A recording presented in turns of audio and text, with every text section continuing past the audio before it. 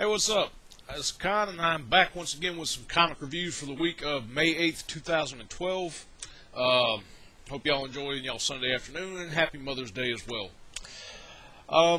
I've got 4 books to review. Actually, I'm going to review 3 of them in detail.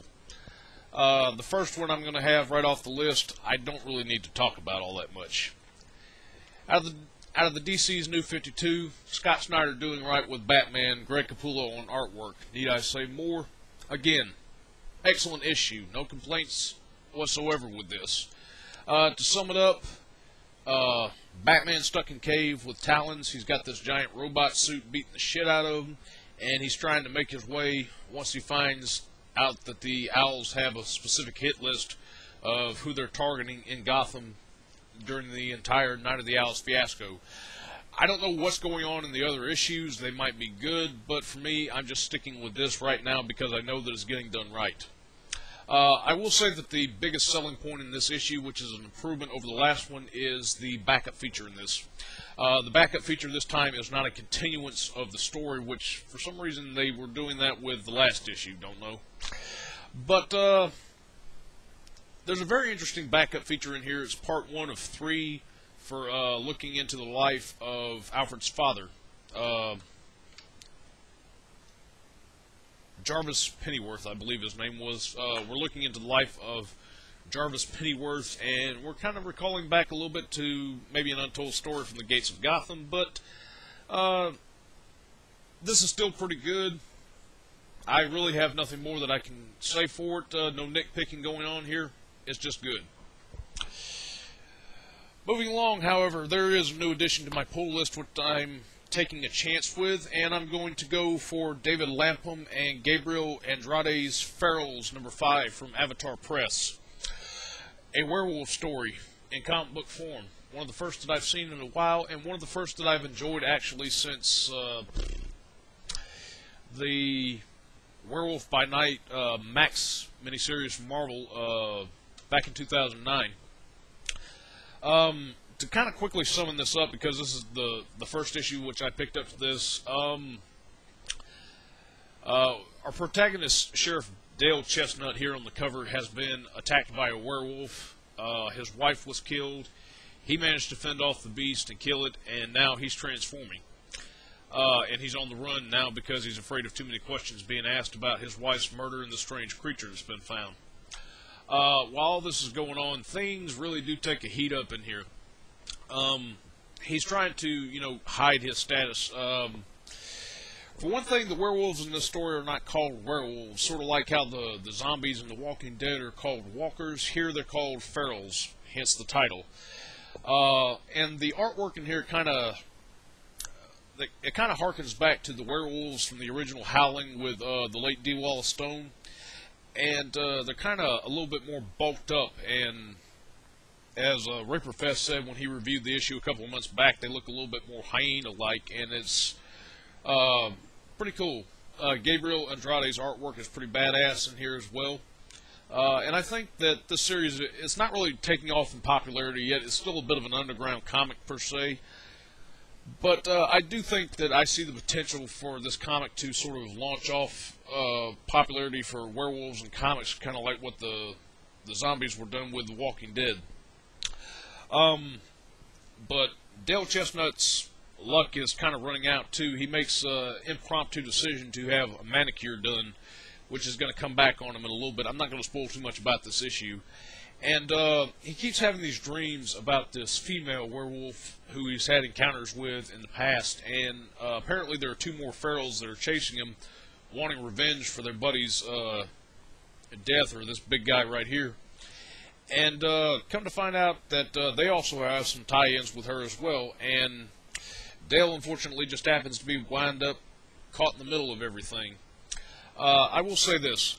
This book is graphic. It's got a lot of sex in it, and when I do say graphic sex, I do mean graphic sex. I mean, even by my taste, I was surprised by what I found in here. I found this more graphic than anything when I read a series called American Virgin a while back. But, and the amount of gore in here, too, is just off the chain, especially with the last panel of this issue. It's really good stuff. It's a pretty solid issue. I do think it's a little overpriced at $3.99, but it is satisfying to me, and I will keep on with this series. So do check it out if you get a chance. Next up, I'll save that one for last. Next up is Wolverine and the X-Men by Mr. Jason Aaron, number 10. Now, again, with kind of like the problem I had with Swamp Thing when I reviewed issue 9, I didn't get the issue before this because my shop kind of short-ordered it, and I was wanting to be put off from reading this, but yet at the same time, I like it, so I couldn't. We take a more somber approach in this issue. Cyclops shows up at the Jean Grey Institute. This is probably taking place before AVX issue 1 and 2. And Cyclops is there to try and appeal to Wolverine to say, hey man, I need to know where you stand. I need your help on this. And Wolverine is just pretty much giving him the shaft, just saying, you know, I don't want no part of this. And that's basically it. It's another disagreement in between these two exes ever since the schism divorce last summer. But it's still kind of civil. I will say, though, that Cyclops is written more level-headed in this one. I mean, he's still crazy, but he's written as being more level-headed in this one when he's dealing with Wolverine. And I think that's an interesting parallel that I'm starting to see realized that I was kind of not wanting to pick up on, which is that Cyclops and Wolverine are more alike than they think. The only difference is that Cyclops, with his madness, is more honest about it, and Wolverine, even though I'm kind of favoring Wolverine's side over Cyclops' a little bit, Wolverine is still a hypocrite. And that's an interesting dichotomy that's going on in here. But again, the biggest selling point of this issue is the subplot containing the new Warring Worthington and Kid Apocalypse and their budding friendship, which is happening in here. Angel is starting to get the idea that he is not the angel of God that he has deluded himself into thinking, most especially when he lies to his friend Kid Apocalypse about how he does not see him as evil, but the vision that that Angel beholds of Apocalypse is kind of a dire one and may spell out problems, if not in this series, over in Uncanny, which I'll review shortly. Bachalo's artwork. I like Bachalo's artwork if the story is silly. In this case, when it's a serious one, I don't think it really serves well. The art is okay, but probably not the best for a story which is serious as this issue is. And there's also some interesting subplots involving Oya being concerned with Hope, Brew checking in on things, and even more so that we have kind of a threat coming from outer space, which is in the form of Kid Gladiator's father coming to take him away because the Phoenix Force is on the way to Earth. A lot of crazy things going on in here, and it's getting ready to set up, and there's some trouble about to brew. All in all, this is a pretty solid issue. Team Aaron continues to do a good job with this, and solid issue. I enjoyed it. Now, final pick of this weekend, pick indeed it is, Uncanny X-Force number 25, a bit of a milestone issue, which is kind of overhyped. They charged $5 for this issue. I wasn't pleased about that until I read the backup features, which I'll get to shortly.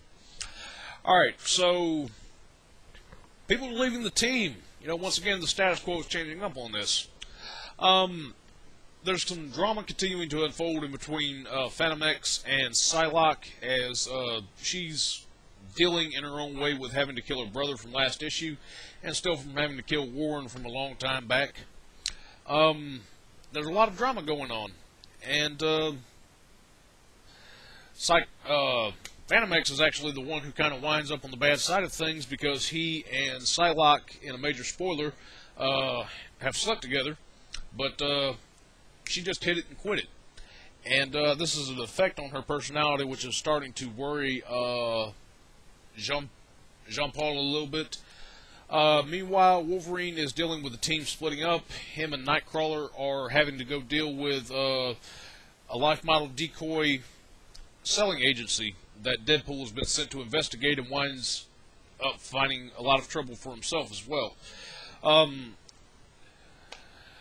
Meanwhile, all this is going on. The school is up under surveillance from some people that are interested in Kid Apocalypse. I smell Clan Akaba in the works. But the life bottle decoy shop in this is the focal point of this issue, which is pretty interesting. So if y'all heard of the Build-A-Bear place where you go and build your own teddy bear, hey, show up at this and you can go and build your own life model decoy assassin. And these guys are really serious about wanting to cover their tracks when it comes to the LMDs that they build. And when Wolverine and Nightcrawler wind up arriving to rescue Deadpool, they actually find a lot of trouble in the fact that we are introduced to Clan Omega at the tail end of this issue, which is not really a big cliffhanger, but it's still pretty solid. And we also have a couple of backup features in here, which are written by Remender, one for Wolverine, one for Deadpool. The stories are okay, but they're told well enough to where they do kind of justify an extra dollar being tacked onto this issue. Again, there are some arguments that I could bring up about some of the pricing that Marvel has on certain qualities of books that they produce. But this is a solid issue. This is an excellent jumping on point for the series. The last issue I was kind of wrong about when I read it, but this issue is pretty good. It's an excellent jumping on point, and I would recommend getting into this series. It's one that I found Remender on, and it's something that he's still continuing to do right. And that does it for my comic reviews for this week. I hope you guys have a good weekend. Hope you all enjoy Mother's Day. Do something nice for your mothers. And on that, I will catch you guys next time. Take care of yourselves and each other, and have a good one.